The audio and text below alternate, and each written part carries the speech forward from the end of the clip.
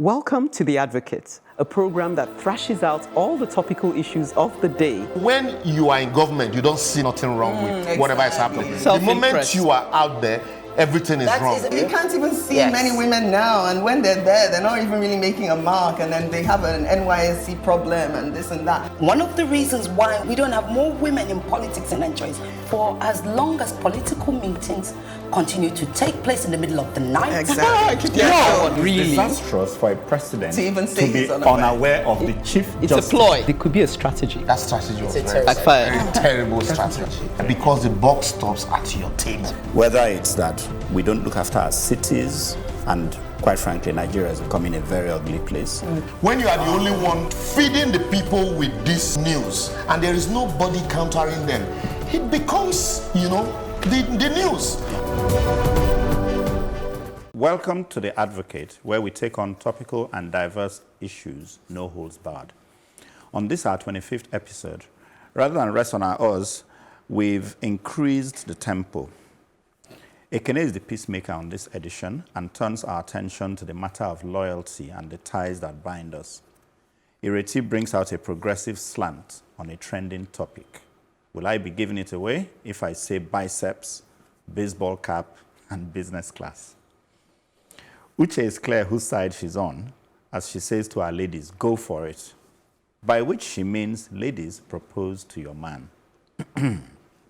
Since some of us don't suffer fools gladly, I'll be seeking legal advice against our lawless siren blowing motorcades right after this break.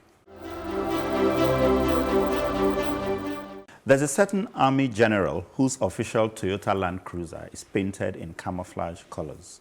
I always seem to bump into him in Victoria Island. When this person moves, the street is cleared for his passage. I really wonder who he is, what he does, why he is so scared for his life, and why he is always late to where he is going.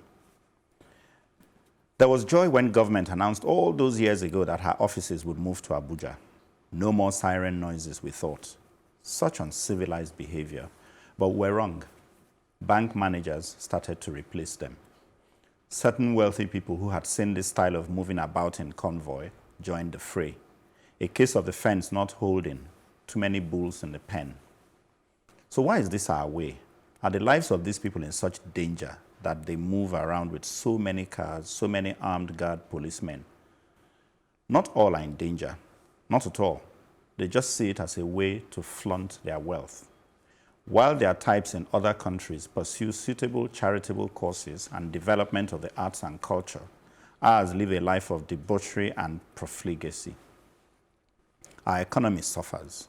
We have 10 years now to bust. Scary thought. But we are not turning things around. We are sinking further. We need to reduce our pay packets across board. We need to stop treating organizations like they are personal property. Checks and balances, which in some cases should be enshrined in our constitution. We need a new constitution, new improved orientation, lower wages for government workers and political office holders. We need to fight back. Is it fair for me to say that our lawyers ought to step up with advice to the rest of us about how we could go about these things?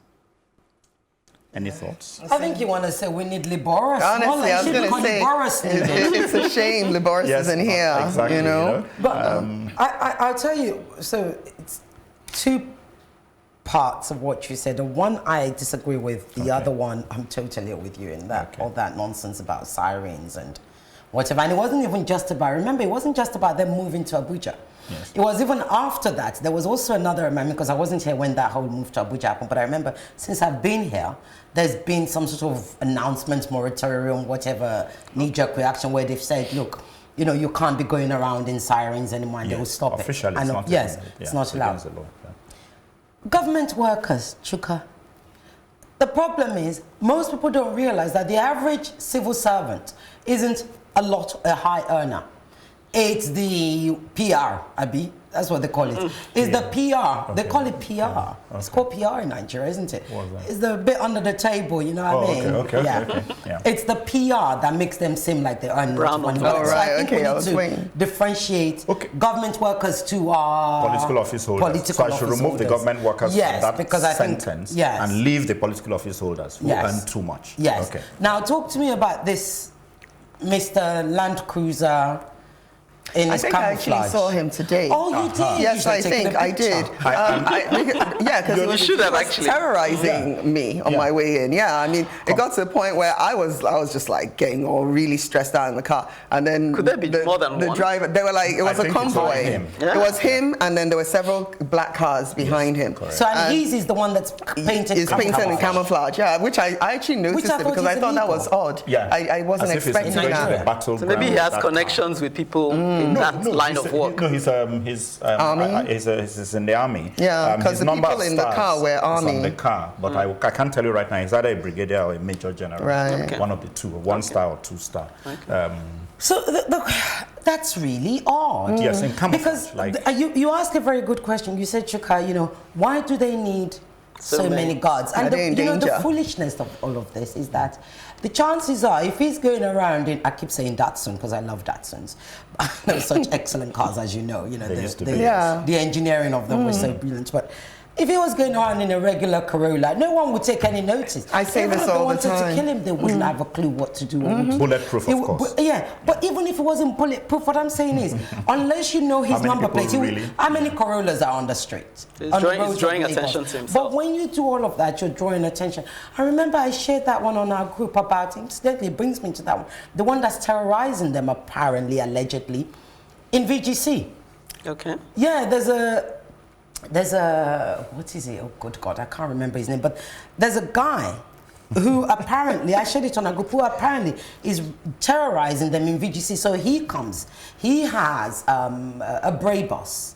So I have to say allegedly, Yes, a Bray yes, bus. yes. His number plate is Bray bus, and he comes in with a convoy. Policeman, he's not a government official. He's not an army official. He's not anything. Yeah. But so he Okay, I know comes in who and he apparently, is. you know who he is? I know who he is. I think some of us know. Bravo's Oh, really? G700. A mate of Oh, yours, wow. Chuka. Even though it's the registration. Friends in high places, jokes. But what's your point, though? Yeah, I'm still my waiting point to is- get it. Ireti is right. He's not in the army or government Or anything. Yes. He's a apparently he private sells individual. flashy watches or expensive really? watches. Okay. But anyway, my point is apparently what happened and what made it, the reason it got into the paper is that when you drive beyond him, so if you drive past or try to overtake them, Yeah, they they come block and you. beat you up. So a Wow. gentleman, a young or man, I don't know whether he was young, was beaten up recently. So he made it into the blogs, etc., and they're demanding. And That was about a year ago. No, this No, is it's recent. He's recent. actually flown abroad. I came across that. Not recent. No, it's Recent. No. However, I must say, for the sake of correct, information, the wife did come out because the guy had to be flown abroad.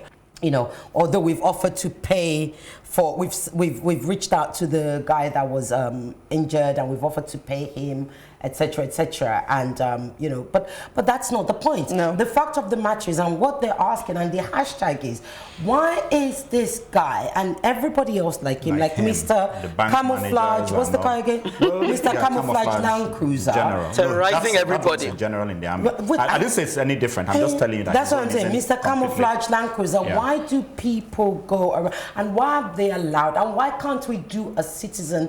Well, I mean, everybody gets out of their car And just stone them. stand in front of them. Thank you. Well, let's So, not so, stone them. Uche, please go so I can No, actually... seriously. I mean, I've gotten to the point where I feel like I will carry as well. a stone, Yeah. like a rock or something, and big just one. keep it. Because I just feel like it's only when everybody just gets up and decides, you know what? I mean, we're not having this anymore, and then they start getting, and they won't, because I'm always thinking of how can you do it, and they will not know that you Who did it? because once they know you did it, then No, nobody's I think gonna. it's if we all stand. If everybody got out of their car, refused to every move their single car, person. every single person, and stood Yeah, in then front- would they Sorry, shoot you're not everybody? going. Yeah. Especially when the traffic is so tight. Because you're Yes, having to get on exactly. the Then you pavement. get Because anyway, my problem with the whole thing is that psychology of, do you know who I am? I think we get so carried away with this thing that I feel that there's something lopsided about it. You're in the midst of people who don't have hardly anything.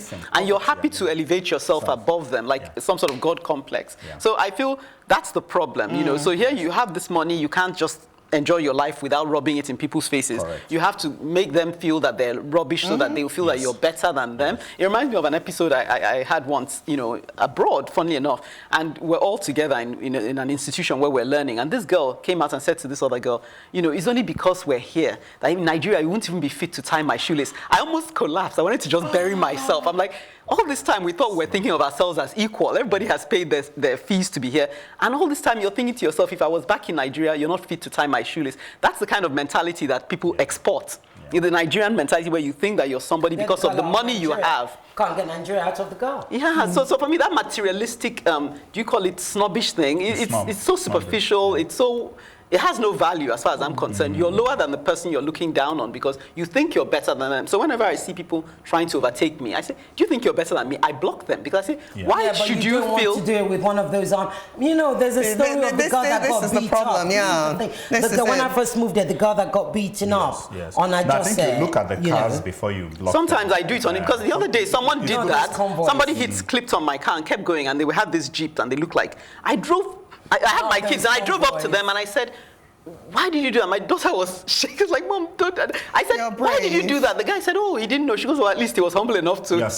No, you're lucky. But honestly, I wouldn't. Like I was saying, my driver was saying to me, that's air, that you just block them, everything. I said, look, the fact of the matter, we don't know what we're dealing with here. With the police, they call it accidental discharge, and that's the end I guess this is why we all have to stand together. They beat you to death, and then that's that. So you have to ask yourself, is it worth dying for? Because a lot of these situations are a matter of life and death. So I guess in Nigeria. the question Chuka is asking is, if there's a legal redress, then maybe what you do is take a photograph, get the registration, and then when you're safe, you pursue them legally because they need to be brought to justice. It's not in our constitution that they can drive around in a convoy. It actually isn't in our constitution unless a lawyer is going to write to us. I don't remember anything in our constitution that says you can drive and intimidate the citizens with a convoy of aggression. But you do know that if you're a very high government official, you can have a convoy. And the convoy may not be the Nigerian protection. No, I was going to put it the right way, correct. You can have protection. And what is that protection? I can go as far as to say, if I'm in a car, I want one behind and one in front. Depends on who I am, maybe the president of this country. Because I see the Prime Minister of England with just one and one and one. And motorbikes, so the motorbike guys. The motorbikes are even on ceremonial things. No, I've seen not always. David Cameron has been passed. What I mean, not but always. They go ahead if they're traveling outside London or something, there will be a motorcycle. But then, can they jump the queue? Because I guess they can. But by virtue of that convoy, can they jump the queue? Can they do all that sort of? If they're in a hurry. Stop us. If they're in a hurry. Yeah, if they're always in a hurry. I mean, it's happened to me. They're always in a hurry. England. But in truth, not always. There are times when the Prime Minister is actually in a bit of a hold up. Yeah, but what I'm even saying is, I think what you're saying is that it's not that you can't have security. Yes. Certain people should be allowed to have security, and we respect the fact that if you're the president, the vice president, the governor, but that doesn't mean you have six. You don't need six. That's convoy. You don't need somebody carrying a gun. I know. Imagine. Yeah. Imagine. Then it's worse when you move it to private people. Yes. Like bank. There's abuse. That's the one that really gets me. MDs and so on. Yes. And those ones are a bunch of idiotic human beings. No, Yes. They are. Any bank managing director that goes around like the army general is an idiot. So for me, you're dealing with the psychology, and I think you're dealing with the mindset that needs to be dealt with. That's what he is. Yeah. I'm not insulting. So there's something about the mindset. Because I remember once, very quickly, an experience we had where when we're younger, we're in the car of one of these high-ranking officials, and they wanted to show off to us. We're just children with the child of one of these high-ranking. They wanted to show off to us. This guy goes, watch. They put the siren, and they were zigzagging, and I was scared for my life. And I thought there was no reason for that. The drivers just knew they could display. So a lot of these people running around with sirens. I mean, but I say to you, be careful. Like I've got at this moment, I actually just remembered, and I've got to give a shout out to her, Ufoma McDermott. Okay. Who is an actress. She's an actor, a female actor, Ufoma McDermott. She stood up to one, and she did not. I mean, As in, she's my hero when it comes to that. She stood up and she wasn't allowing any kind of nonsense. Good. And I think good for her. I wish we would, all do that because, you know, I think that's the only way we can put an end to this nuisance because it truly is a nuisance. Coming in today with the traffic and everything and having that noise was just... Yes, I think, you know, I think what... so where I was going with the lawyers is basically that there are many things we need to correct in this country. And I feel that there are many ways lawyers could help us with the way to fight it. Like, oh, why don't 12 of you institute a case, a class action or something? In many things, that's what Gani Faweimi was doing. And now there's nobody to tell, and the Falana and the rest of them, they are less now. Gani was the main person who was trying to teach us that lawyers... Well, don't worry. Chuka will all come together and we will put together this class action. That was Chuka's way of saying I look forward to reporting that this advocacy has led to progressive action. So watch this space. Ekene sets out to cool down the polity after the break. Welcome to The Advocate, a program that thrashes out all the topical issues of the day. When you are in government, you don't see nothing wrong with whatever is happening. The moment you are out there, everything is wrong. You can't even see many women now, and when they're there, they're not even really making a mark, and then they have an NYSC problem and this and that. One of the reasons why we don't have more women in politics in Nigeria is for as long as political meetings continue to take place in the middle of the night. Exactly. No, really. Disastrous for a president To even say be he's unaware of the chief It's justice. a ploy. It could be a strategy. That strategy was very terrible strategy. Because the buck stops at your table. Whether it's that we don't look after our cities, and quite frankly, Nigeria is becoming a very ugly place. When you are the only one feeding the people with this news and there is nobody countering them, it becomes, you know, the news. You're watching The Advocate on Plus TV Africa. When it comes to interhuman relationships, some attributes are like gold dust. Have you ever been in a situation with someone that you could describe as being in the trenches, and you knew that both of you would go the distance for one another? You found yourself sharing a common bond in that you were facing a common adversity. In that pressure cooker situation, you were able to narrow it down to the bare bones, and you found that what you had in common was the hope of a better tomorrow. It cuts across superficial things like class, couture, cuisine, which clubs you belong to. It certainly puts our "Oga, I'm loyal" in the shade when placed alongside this kind of genuine sentiment. We're talking true loyalty here. We're talking comradeship. For anyone to stay the course through the rough times, there has to be the backbone of loyalty. Loyalty to oneself, to one's children, to a marriage union, to a friendship, to a business project, to one's country. Loyalty means that a set of values was identified at the beginning and held to through the not-so-good times. It has to be premeditated. Loyalty presumes that there will be stormy weather, even counts the cost, but says in advance, so what, it won't change my allegiance. It takes courage to do this. I believe that as Nigerians, we have the capacity to resurrect the hope of our forefathers, simply because we find ourselves in a situation where it's not obvious that we are on the winning side, and yet here we are. Doubtless, someone somewhere believed and still believes in Nigeria, the giant of Africa, a country victorious against the odds, strong in spite of her many weaknesses, full of contradictions, yet defined by a stubborn identity. It just ain't going away. Let each of us be loyal to our vision of Nigeria, because it is when we individually wrestle with and resolve our doubts about our nation that we can stand together as one man. Ultimately, we are the ones that get to write the script. We get to say, look, in spite of it all, we still believe. That's really what's going to make the difference. Individual loyalties, and the ties that bind us. What can one say? I hope I didn't wax poetic and lose anyone. You did. But, Did I lose you guys? No, I got you. Not the losers part, no. I've been thinking about loyalty a lot. I don't know, because I find that I tend to, the things I value always seems to boil down to that. When I look at people and I admire them, I tend to find that there's something about their constant, I'm always interested in what makes someone constant. Right. In spite of the fact that they're being pushed, the person keeps showing up for that thing, keeps doing it, come rain, come shine. I find that very admirable. I find it very attractive in a human being. So I then look at it and say, well, you may not be able to vouch for other people's behavior, but if you can manage to say, okay, I've tied down my own allegiance in terms of, give or take, then at least you can make some contribution that will have a lasting value. So being committed to your vision, or being committed to whatever it is you value. Whatever it is. Yes, no, I totally agree. I was thinking about that the other day. I think I was discussing marriage with someone, and they were talking about how love, especially if you fall in love very quickly, that it's usually not real love. And that's why it doesn't go the distance. But that love, anyway, has to be a commitment. So even when the feeling, that whole, wonderful feeling is not there, but you will still be committed to staying, in that marriage and being in love, actually, even when the feeling is not there. Yeah. So I thought about that, and I thought, you know what, this is actually true. It has to be a commitment. And practically everything we do in this life has to be a commitment. If you're doing, you even this program, and you're coming doing a project that you absolutely love in the beginning, but something starts to go awry, maybe conditions change and so on.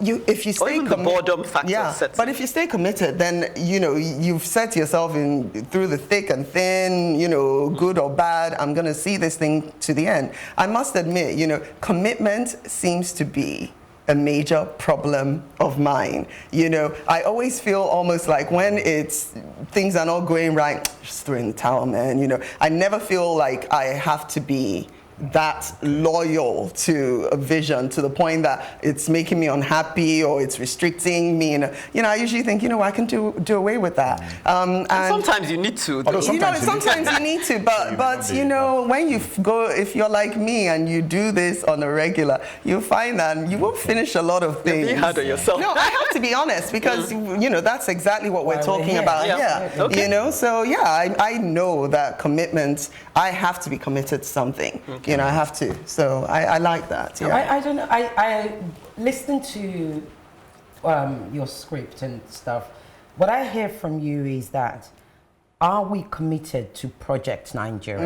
And Project That's where Nigeria, I landed it, yes. And Project Nigeria means different things to each person. Honestly, it's really quite, it's not homogenous, as they say.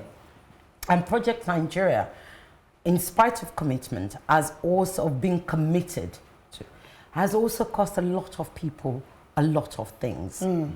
It's cost people their marriages. It's cost people their homes. It's so expensive.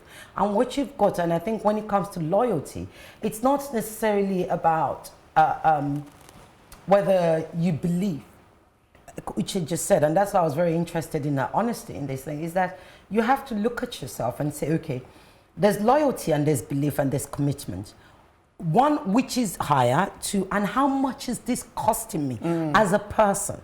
Do you understand? Because I wrote, you wrote courage, shared values, commonality, etc., etc., and the resurrection of our forefathers' dreams. What were our forefathers' dreams anyway?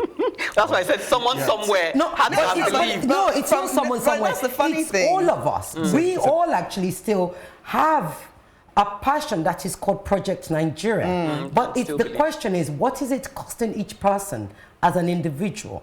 And it's good that you actually brought up what are our forefathers' dreams, because from the research that I've done about our forefathers, their dreams were not they wouldn't align with our own. Yes, wouldn't align with our own dreams. Yeah, And it appears that those who took up, I keep saying that it's like 100-meter race where to make money. Exactly. That's what Nigeria was, sadly. So when you talk about our heroes, don't even get Chuka started on our so-called heroes. So it's like no, it is now. So it's like, how quickly can I make myself rich, yes, or happy? Okay, to make it easier, let me just say happy, even if it means money. It's money now. But it's money. It's money. No, maybe I can be happy just because. Really, in Nigeria. But it's true with money. Yeah. So, but I didn't want to. I just want to say that we have sort of driven it to money at the moment. Something else might be something we will look for later. It to money. You're the one that's driven it. Our forefathers. No. Oh, you mean our forefathers drove it? Yes. And a lot of people today. Yeah, now, currently. Our forefathers of Nigeria, as opposed to say my forefathers in Ogwashuku, which is completely different in Delta State, right? Yeah. Those who had the Nigerian vision are supposed to have. Come on, it was all about the money. Yes, they knew that once the white man leaves, if you can get in charge of what's happening, then you have. They were just you're made. But I'm replacing going the to white go back man. to They were Ekene's replacing the topic white man. again. Okay, thank you. So- I'm going to go back to Ekene's topic again because I read it. When I read it, and I kept thinking about it. I'm like, okay, I'm going to let her. You know, you read something, but sometimes you need to let somebody speak it Yes, that's before it actually comes connects. out, yeah. And it really, really does connect with me because I question. I mean, I'm somebody that prides myself on loyalty and passion, and my sisters would always say, once you're into somebody, like you said to her, once you're into somebody, Ireti, you just She went to Imo don't State let for a go. wedding. And it's, for me, it's like, That's loyalty. and that doesn't mean I don't see what's bad in that person. What I see is that we all come with us with idiosyncrasies, and I would like you to accept me for mine in the same way I've accepted you for yours. And when I love totally. It's like a family thing. Yeah, I don't know. Extended but family. when I love totally. I love unconditionally. I love warts and all. But what I have learned, and it's Uche's, and I thought the point you brought in is so important, is I was once asked by, you know, my son's dad, and he said to me when we first started dating, he said, do you feel loved? And that's the difference. It's not whether somebody tells you they love you. It's whether you feel loved. Yeah. And once you feel loved, it's easy to be loyal and committed. Yes. Whether he's even the most rubbish person. Okay, so The fact it's that love you that feel- fuels that commitment. You feel that yes. loyalty. No, because he might even be telling you that he... Because that's what our children end up feeling. They feel loved by us because we invest in them. We do this, we do that. We still tell them off. But that's to be rested in somebody else's love, in the love of I mean, another. I guess it's which comes first, the chicken or the egg. For example, when you're talking, I'm thinking, okay, if you wait to be loved before you show loyalty, that's one way. But then I'm looking at myself as a mother. Whether they love me or not, so I've got to be there for them. And so But you've taken it for granted they love you because you're Yeah. their No, mother. but even when they're behaving in why ways you that can't- don't make me feel loved, Yeah, but No, you, but I have no that's what I'm saying, option. But I think you already know that they love you but I'm trying to- regardless you just of... fall in love with the security guard outside. No. That's no. what I'm saying. Why I'm using children as well is that I feel as if there's something that tells me if someone entrusts me with something, I don't really have the option. I have to stay true to that. So with the children, even when I'm not feeling it, especially when I'm feeling the opposite, I say to myself, this has been left at my doorstep. I can't back away from it. So But you wouldn't. But that's what I'm saying. The love of a mother, a father. You won't even question It's it. totally different. It doesn't. This one is- Especially you're not talking with about a little love children that right now. That's comes from a your choice. from your Okay, let me use relationship another with example your then. parents. Okay, I was just saying today, love, I that's a was choice. just saying, and again, it feels like you're Like blowing a romantic blowing your love. own Yes. trumpet, but because I value this, I tend to, that's how I pattern my life so far. I'm still discovering. But, you know, the work environment, for example, if someone said to me, do this project, they may just have said it, but the fact that they've left it with me, Yes. I feel as if I'm carrying the weight of, I can't see how I can. Let me help you So that's where understand I'm it looking quickly. at that loyalty and commitment thing. Whether the person rewards me personally or even Exactly. appreciates the Like stress you said, I'm like going her. through, I have Here's to. where this thing is, and this love thing, I'll help you understand it. There are siblings. Siblings. And I'll actually use myself as an example. One of my sisters, when I was much younger, she said to me, I love you all the time, but sometimes I don't like you. That's what I'm saying. You know, she's my sister, so already taking you. loving me is a given. Yeah. But liking me is a choice. It's a choice. Yeah. Okay. So there are times when she likes me, and there are times when she Girl, don't that like sounds me. like my sister to me. Yeah, do you understand? Do you get Yeah, what she I- told me. You know, yeah, we're a bit like that. But do you understand what I'm saying? And I think, for me, that's where, I mean, I really love where Uche took it. And I think, you know, so Project Nigeria, loving Nigeria is a choice. Yes, it is. Okay, well, hopefully we've given you food for thought. Now on to the tie that binds you to us, your contributions to our advocacy. As regards the case against the Nigerian consulate, Bimpe 05 says, the customer experience/journey from NHC is woeful to say the least. People are tired of the same repeated narrative from them, and it's beyond comprehension at all, she says. Without those corrective measures, we're sure to see many more similar episodes. Watching this space. Keep watching. Still on the matter, Michelle Dede says, okay, just watch the entire clip. His actions are unacceptable. However, I understand his frustrations because the process to collect passports from the Nigerian High Commission in London is akin to having a tooth pulled out with pliers by a mechanic. Chai. It's actually a lot more frustrating and leaves you dejected, mentally, physically, and emotionally exhausted. I'm feeling her. On the matter of Sickle Cell Day, and on my position, Chinemerem Onwuleri says, my colleagues are of the opinion that your views are extreme. Not ugly, not terrible, extreme. But it's impressive that you hold them. I disagree with you, but I see the beauty in your suggestion. Love should be allowed to bloom, not suffocated or have the life snuffed out of it. But most lovers will fall out of love when the travails of sickle cell comes.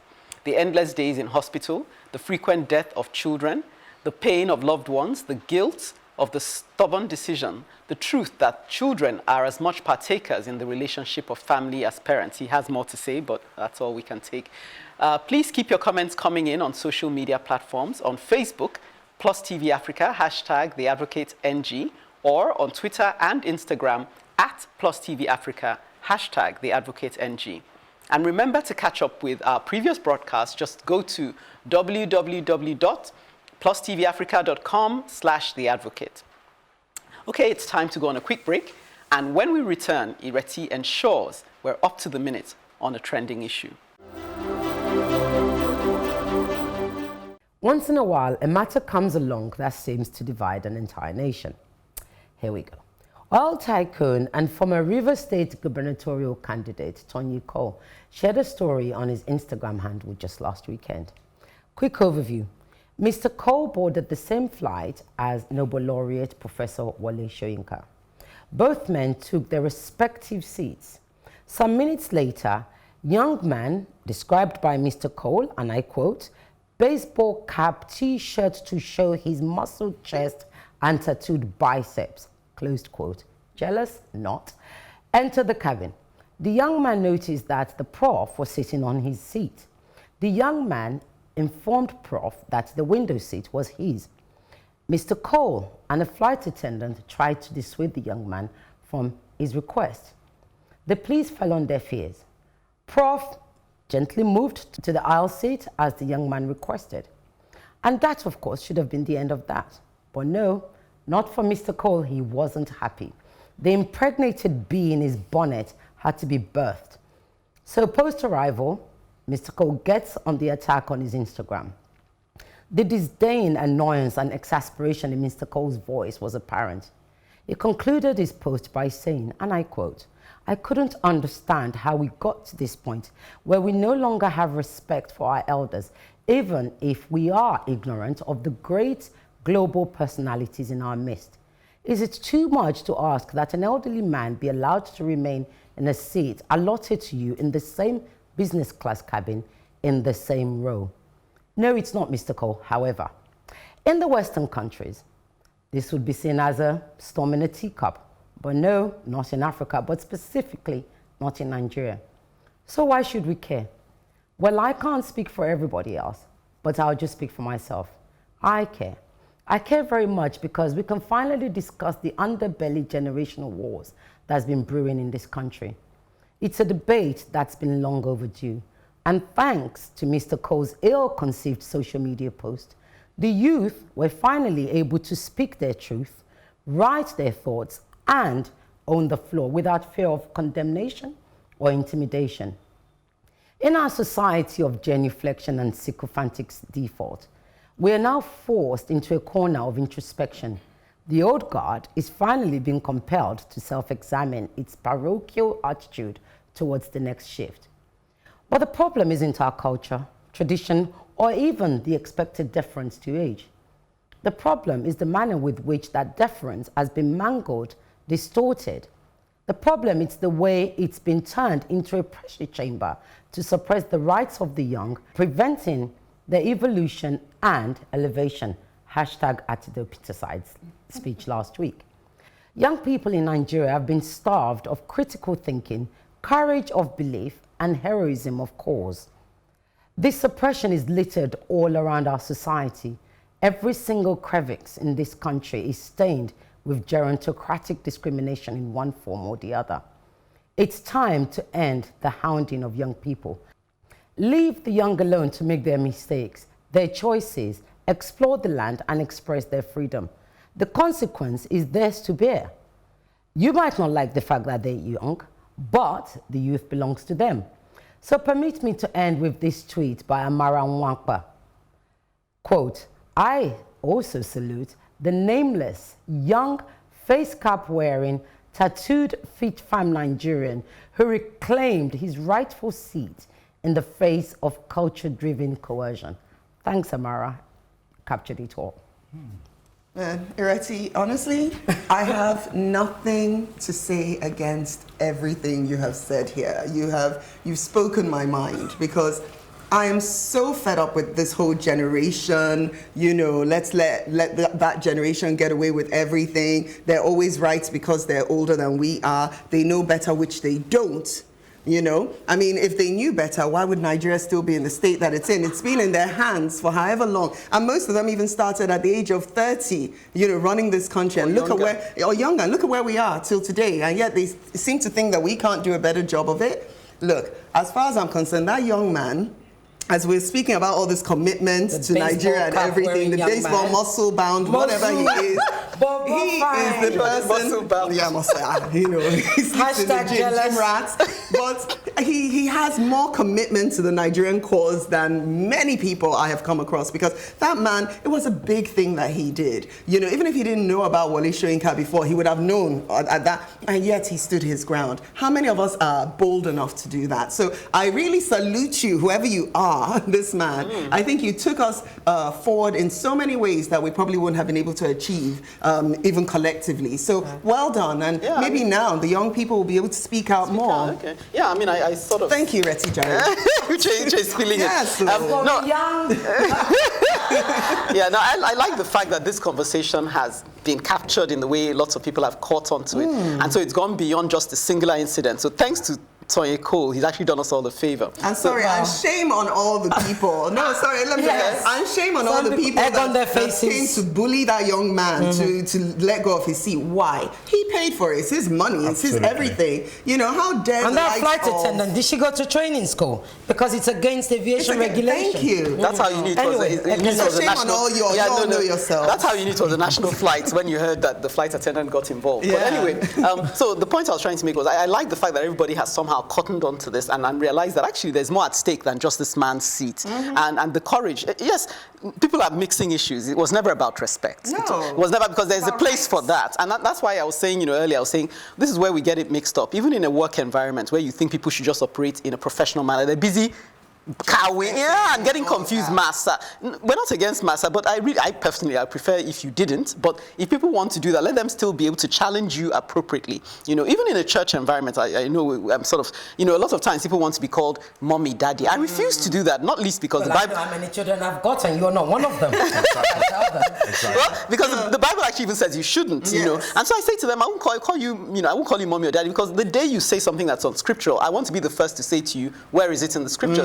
But a lot of people are shaking to do that because you want to just be going, and I feel there's something you don't want to think for yourself. You don't want to take ownership of your choices. Something as important as, maybe your faith or whatever it is that people are looking for mentors all the time, someone to get under. No, and I don't blame the young in a sense. I think I blame the older generation, because I think you should have seen early on that this is handicapping the next generation by holding on, like the politicians who are still there, holding on to the opportunities rather than letting them loose. Like you said, it's their mistake to make. I would rather they made that mistake than we stayed where we are and we keep going around in circles. At least by now, we would have discovered what doesn't work, and they have the zeal and the energy and the youthfulness to actually do something dynamic. Yes. I think, thank you, Ireti. Excellent submission. As far as I'm concerned, Toye Cole, we need to talk about him. Yeah, go for it. Go ahead. Because I don't know him, personally. But he misread everything. Misinterpreted. He did all. He misinterpreted, he misread the situation. Misunderstood and misunderstood what was going on. As far as I was concerned, he, like a typical Nigerian that he obviously is, he couldn't wait to tell us how he was in business class, in case you missed that. He couldn't hide it because it had nothing to do with it. He should have just said, this man was on the wrong seat, and the small boy asked him to, please, it's my seat. It's as simple as that. He had to write, what is the problem in the same business class? I know he was trying to say business class. Very, very sad. And then, very, very sad. And then it's Wole Soyinka. Who is Wole Soyinka? Wole Soyinka has a job, and he does it. He has what he wants to do for Nigeria, I accept. He does it. Does he fight well, though? I don't know. No, I'm not going to talk about how well he does it, but he appears to have the intention to fight for Nigeria, for this Nigerian cause, the Nigerian project. He has fought. Whether he had an agenda beyond it, commitment to the Nigerian project. And also, you can't take away from his international achievements. But quite frankly, I can't go around in my life looking for Wole Soyinka to then change my mode of behavior. I personally would have asked him to leave the seat. I know, because I say it now. I would have done that. And I would have done it nicely, not because he's Wole Soyinka, but because he's a human being. And this is but I would have been slightly irritated by him before I even ask him to leave. Because I don't even know why he's on my seat. No, I assume it was a mistake. That's my own position. That's very bad. It's very bad. It's very bad. If your mother brought you up very, very well. No, I don't think it's... I don't think that was an accident. No, I don't think it was. We're inferring now. We're inferring. It could have been. But let me tell you. Let's assume it was. When I get into a plane and I see that 20B on my ticket, I'm telling you that I will go nowhere other than 20. Yeah, but I could have sat on 20B when I'm on 20C. No, but let me tell you, I can't. And I'll tell you another thing. Have you noticed some aeroplanes where the seat numbers sort of don't quite sit with this, in line with the seat? So you don't know whether, is this 20 or is this 20? I will ask the air hostess, which one is 20 here? As for the ABs, I will read it above. You know why? Because don't forget, A, B, and C are one end. So even if there are two seats, they might call them. I see what you're saying, but sorry, Chuka, let me ask. Hang on. So as far as I'm concerned, he would have irritated me already. But I will control myself, looking at him, old as he is. Excuse me, can I have my seat? That's it. And if I want You're just jealous he's got more hair than you, aren't you? He has more hair than him. No, but Chuka, I even want to support what you're saying by saying, if let's say that he didn't know, the attitude of someone who is not sure is that if that boy so much as came to him and stood, by the time he's standing in front of you, you'd be already apologizing, saying, am I in the wrong seat? So you wouldn't sit long enough for Tony Cole to observe. Correct. Like, so why are you sitting? That's what I need to correct. Okay. And that's what I need to correct. In my opinion, I don't think Professor Soyinka did anything wrong. Okay. I don't think the boy, the young man, we must be respectful. The young man, baseball wearing or not, muzzle or not, he can have my phone number or not. No, I don't think he did anything wrong. What I do believe, and it's not about, I presume, now and I want to quickly... No, Wole Soyinka did something wrong. He sat on the wrong seat. No, but I just want to... on the wrong seat. Don't say it is not wrong. It is wrong. It is wrong, but not a terrible thing. Yes. I mean, it happens. But the thing that I do want to go to is that, first of all, for me, that young man had the courage of conviction. And that's what drove me to touch this topic, that, my word, this is so rare that... Having said that, we don't know whether he's Nigerian or just because he was coming to Nigeria. That's the thing. And we don't even know whether they were going or whether he's lived in Nigeria before. But the fact of the matter is, for a young man, and let's presume he's Nigerian because this is what we're talking about, the generational one. For a young man of a particular age to have the courage of conviction to be able to say, I'm sorry, sir. And I'm presuming that's what he said. Because I'm going to imagine he's my son. No, I'm presuming he's my child. And what I would expect myself, I'm sorry, sir, that's my seat. And sir did the right thing. He got up and he moved. So at what point did the flight attendant get involved? That's the question. No, but that means the man was standing long enough for all that drama to take place. No, you can even if in fact, as Wole Soyinka is standing, can be the reason why this suddenly does as if how would you have made this man have to get up? from asking for his seat back. It could have all happened in very seconds. What I feel should have happened is it should have just ended there. These things happen. That's number one. Number two, as many people have said, basically, who called you, Mr. Cole, were sitting on a window seat. Why didn't you offer your seat? What we must begin to do is, look, Atedo Peter, and that's why I said hashtag Atedo Peter he said on his video, and he faced Aliko, he faced Jim Ovia, Ochideko, etc., etc. I said, look, we are stopping the 22-year-olds from being able to build the same, what we've said, I'm paraphrasing. And the government does the same thing. Of course. I mean, this is such a broad topic. Yeah. The government does, even because they say entrepreneurship, but yet the taxes, the money to register, and it's young the loans, they don't have access to the those loans. Things. So the houses, where they're going to live, the kind of, so everything for me it's like there's like a war against the youth. Yeah. Right now. Sorry, Chuka, were you going to say anything before we take over? Yeah, I was trying to remember. But I believe that the problem with Nigeria, the young who started off when Gowon was 30 and all this, or 32 and all that, was a mistake. That's why the country is the way it is. Yes. Hang on, let me finish. So what do you mean? Let me finish. I'll tell you what I think is wrong. I understand where he's coming They were too young to rule. Just as there are young people today that are too young to rule. Maybe too immature. Okay, too immature. Too immature. Now, the truth of the matter is that real maturity to rule comes at a certain age. Oh, govern. People don't like the word comes rule. at a certain age. Yes, sorry, I don't even like the word With rule. experience. Sorry. With some experience. govern, yeah. So when you To see a lead. David Cameron who is 45 when he's prime minister, there's a reason why he's okay. Now, the problem with Nigeria is that we had young people who were not ready, they took over and have not given up, and they are 80 now. The truth of the matter is that the people who ought to be in charge now are in their late 40s and early 50s, but they've been in a situation where they were never allowed to grow up, so to speak. Now they're on their way out soon. Yeah. And then the same 80-year-olds who control the financial might in this country and are using it Are to still control this country, holding on to are it. still holding on to it. So goodness knows where the 30-year-old right now is going to, or is going to end up. That's Yeah, I what mean, it It's a is. bit like the Can Queen start a and bank Prince, now, the exactly. Queen and Prince Charles. Yeah. And That's that problem, right? Charles will So never that's the way I get see to it. rule. No, I mean, look, as they say, I want to end it with, they say knowledge is taught, wisdom is earned. You know, and that's where You're absolutely I'll put it. right. So yes. Anyway, I was looking forward to that one, and I don't think this is the last time we're actually going to tackle that. We'll be touching it again.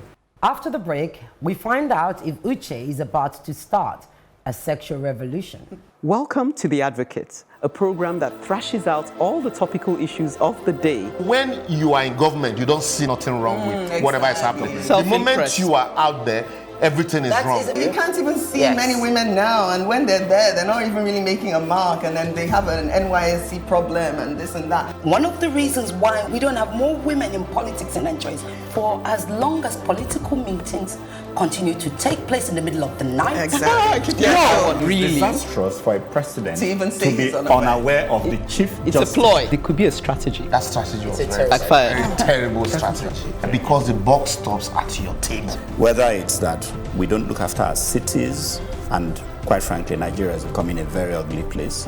When you are the only one feeding the people with this news, and there is nobody countering them, it becomes, the news. Role play is often down to the players and their intentions. This week, I came across 2 videos of Nigerian ladies proposing to their boyfriends in crowded shopping malls.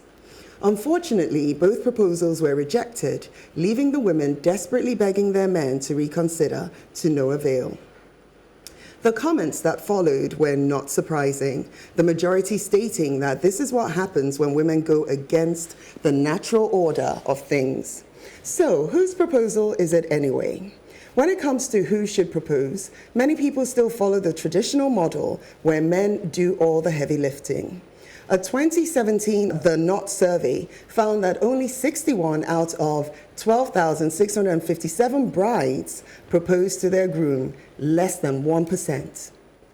But more recently, in December 2018, Pinterest reported that searches for women proposing to men had skyrocketed 336% compared to 2017, leading Vogue to predict that the engagement season could be a bit different this year.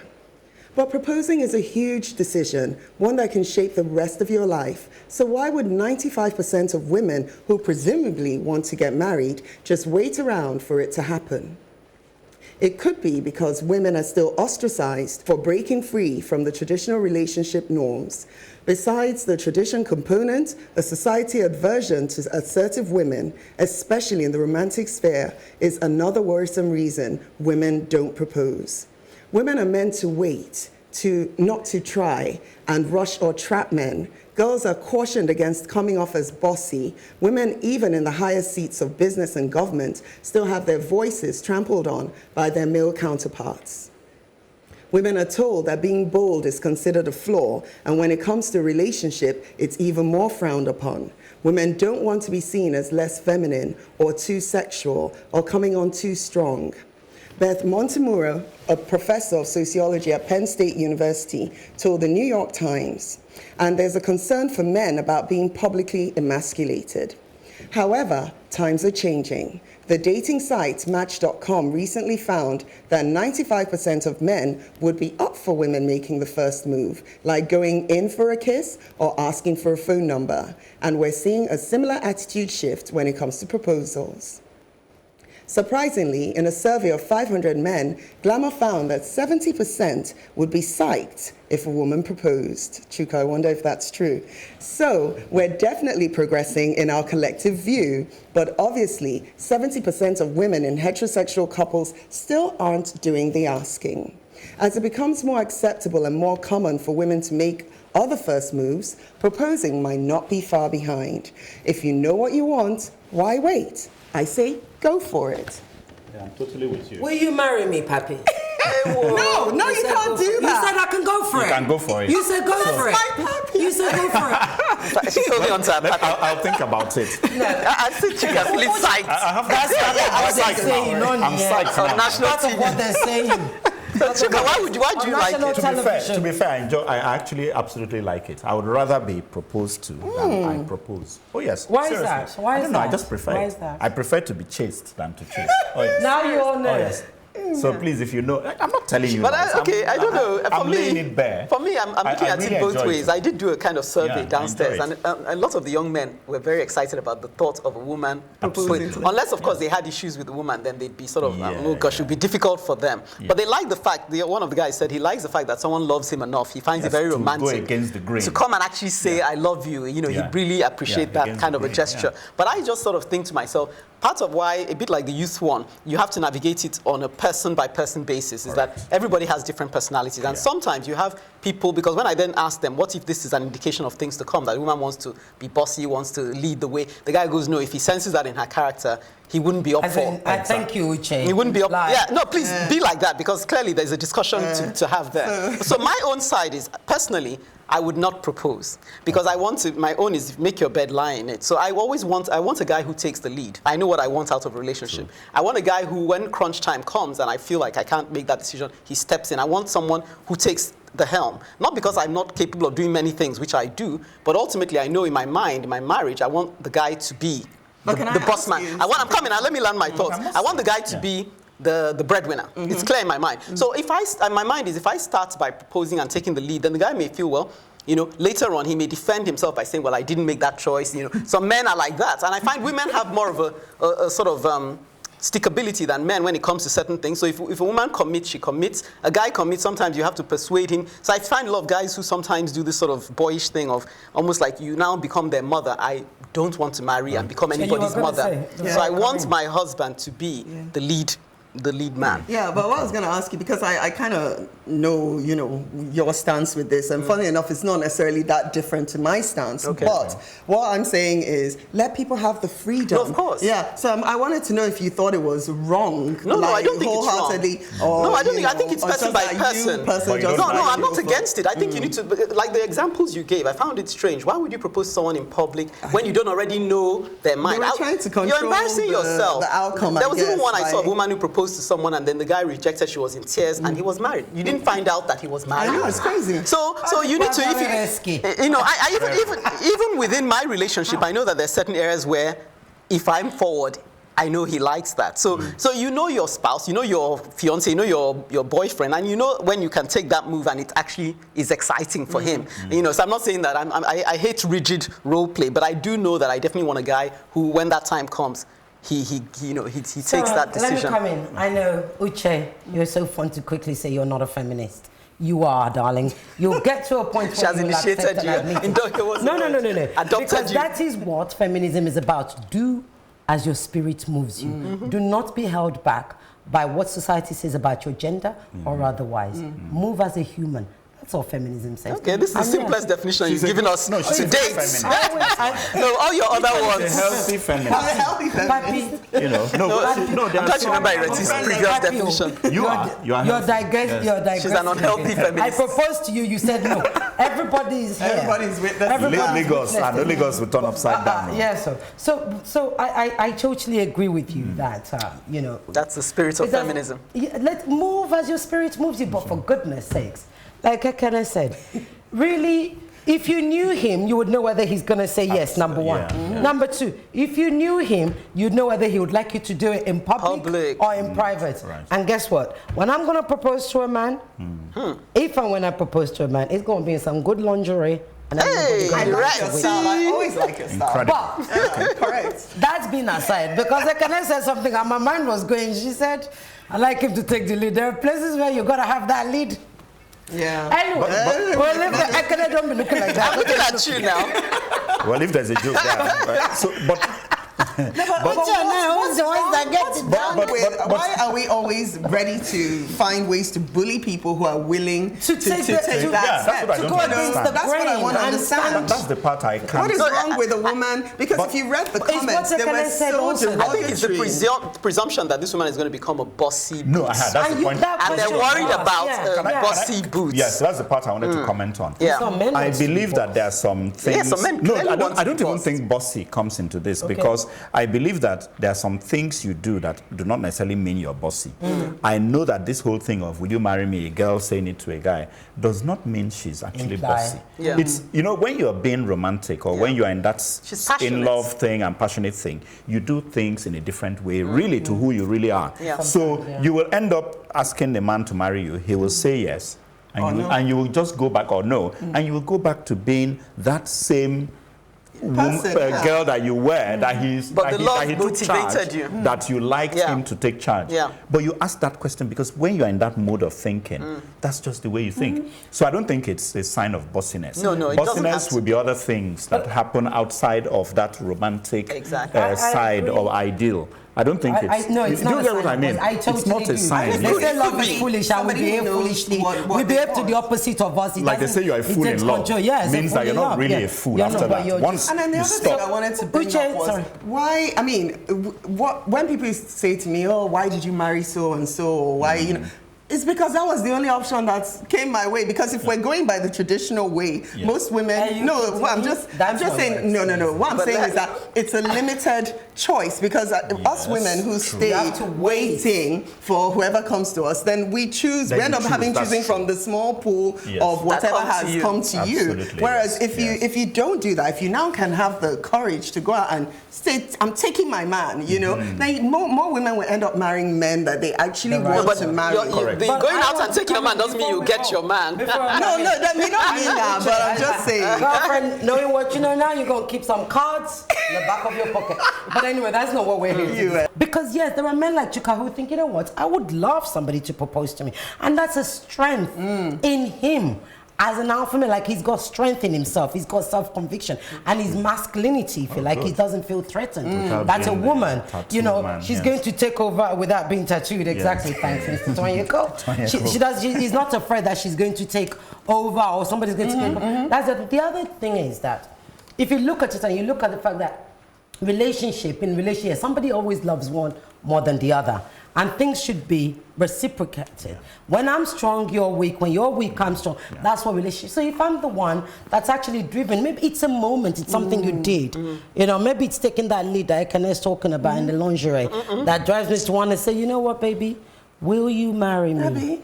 But I would have known what his answer of course. Yes. I know we need more time for this topic, I can tell you for sure. Sometimes I'm not sure what to expect on these discussions. Keep your comments coming in on our social media platforms on Facebook, Plus TV Africa, #TheAdvocateNG, or on Twitter and Instagram at Plus TV Africa, #TheAdvocateNG. Till next week, we'll be here tinkering with those rickety areas. Let's keep advocating for a better society. Bye for now. Salute. Bye-bye. Welcome to The Advocate, a program that thrashes out all the topical issues of the day. When you are in government, you don't see nothing wrong with whatever is happening. The moment you are out there, everything is wrong. You can't even see many women now, and when they're there, they're not even really making a mark, and then they have an NYSC problem and this and that. One of the reasons why we don't have more women in politics in Nigeria is for as long as political meetings continue to take place in the middle of the night. Exactly. Really disastrous for a president to even say be unaware of the chief It's justice. a ploy. It could be a strategy. That strategy was Backfired. terrible strategy. Because the box stops at your table. Whether it's that we don't look after our cities and quite frankly, Nigeria is becoming a very ugly place. When you are the only one feeding the people with this news and there is nobody countering them, it becomes, the news.